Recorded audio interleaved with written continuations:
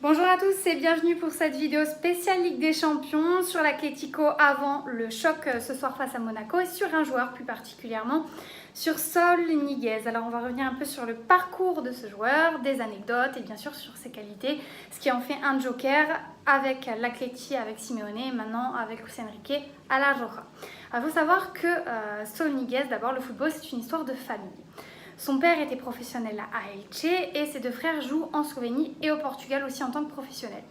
Donc entre 2006 et 2008, très jeune, Saúl a commencé à faire ses premiers pas au Real. Ça ne s'est pas très bien passé pour différentes histoires, il se faisait voler ses affaires, il se faisait beaucoup bisuter et après cette petite parenthèse, il est parti au club de l'Atlético à partir de l'âge de 13 ans en 2008 où il n'a plus jamais donc quitté le club, mis à part pour un prêt au Rayo entre la saison 2013 et 2014 où il a été coaché par un coach, Paco Gémez, qui a vu tout de suite sa polyvalence de grande qualité en lui. Et c'est donc un joueur qui a véritablement explosé après cette saison au Rayo, donc notamment lors de la saison 2014-2015 où il devient vraiment une pièce maîtresse dans le 11 de Diego Simeone avec ses qualités physiques, ses qualités de frappe, son bon jeu de tête aussi et cette envie de gagner, cette grinta propre à l'équipe donc de Diego Simeone. Donc pour parler un peu des plus belles réalisations de Saúl Ñíguez, il n'y a qu'un seul but que bon nombre de fans, je pense, retiennent jusque-là. C'est ce fameux but au Vicente Calderón face au Bayern Munich. Après un slalom dans la défense allemande, ce but d'anthologie qui nous a marqué, ce jeune gaucher, et qui nous marque encore, une réalisation, tout un symbole aussi d'une très belle saison effectuée. Il a aussi gagné à ce moment-là l'Euro des moins de 19 avec la Rojita, et fait partie maintenant d'un très grand joueur au milieu de terrain et d'un futur très grand, d'une future légende justement à ce poste, parce qu'il est encore quand même jeune, il a encore une belle marge de progression devant lui, mais déjà de très grandes qualités qui font de lui déjà un très très grand. Donc c'est un joueur surnommé l'homme des deux surfaces, qui est très polyvalent, qui peut jouer dans plusieurs styles, capable de jouer notamment agressif dans le style de Diego Simeone, de presser ses adversaires, d'avoir un bon jeu sans ballon, mais aussi un joueur un peu plus tout en finesse, avec un excellent jeu de passe qui intéresse notamment de nombreux clubs comme le FC Barcelone, qui peut jouer rapidement également, un 8 face au jeu aussi, qui peut jouer en 8 face au jeu, c'est un régal, et surtout capable aussi de casser des lignes, capable de jouer à l'intérieur du jeu. Il a vraiment de grandes qualités et un joueur très polyvalent qui me font parfois penser des qualités, une vision de jeu qui peut parfois me faire penser à celle d'Iniesta notamment.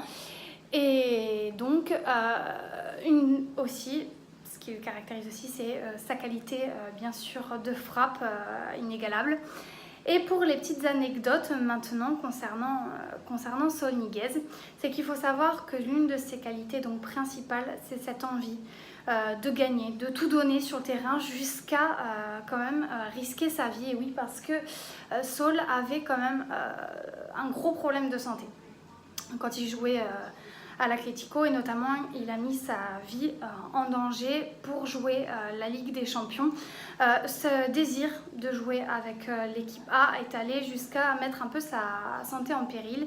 Le 25 février 2015 plus précisément, l'Atlético affronte le Bayern Leverkusen en Ligue des Champions, dans lequel un match où Saúl est obligé de déclarer forfait, de laisser sa place à Raúl Garcia après un choc reçu, et plus tard il a été pris de vertige et a été diagnostiqué finalement d'un hématome au rein qui a forcé le joueur à rester hospitalisé pendant plusieurs jours avec un pronostic vital pas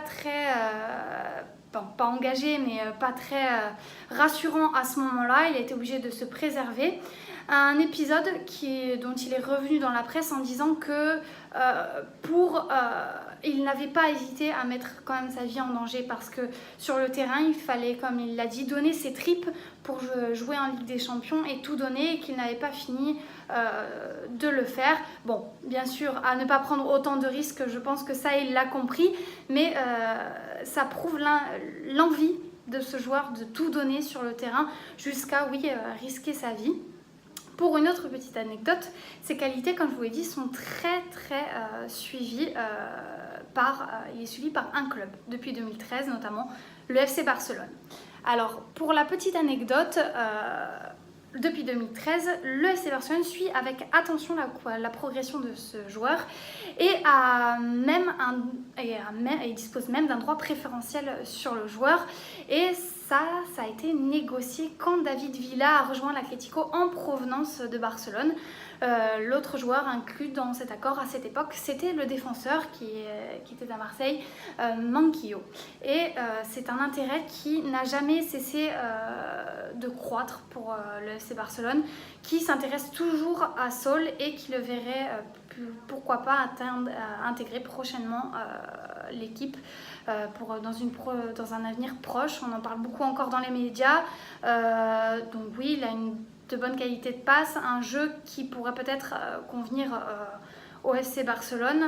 Voyons voir comment cela va évoluer, même si je pense personnellement que Diego Simeone et l'Atlético de Madrid ne le laissera pas partir aussi facilement. Donc voilà, c'est un joker dont dispose Luis Enrique avec la Jora et comme on l'a vu, capable de casser les lignes, ce qui a donné lieu aussi à une bonne alliance, à de bonnes choses sur le terrain, notamment avec Rodrigo. Cet apport aussi de verticalité qu'il manquait à l'Espagne, Saul a pu l'apporter. D'où le fait qu'il aurait peut-être pu aider cette Roja lors de la Russie, mais malheureusement il n'en a pas eu l'occasion. Donc voilà, c'était tout pour Saul. Je vous laisse un peu peut-être observer ses qualités sur le terrain ce soir à Monaco. Et moi, je vous retrouve pour une prochaine vidéo qui traitera de Giovanni Lo Celso, l'ancien du Paris Saint-Germain.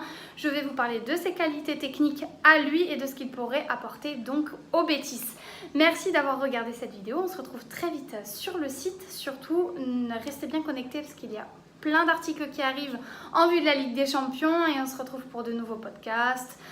N'hésitez pas à nous suivre aussi sur Facebook et à vous abonner sur YouTube. Merci à tous, à très vite.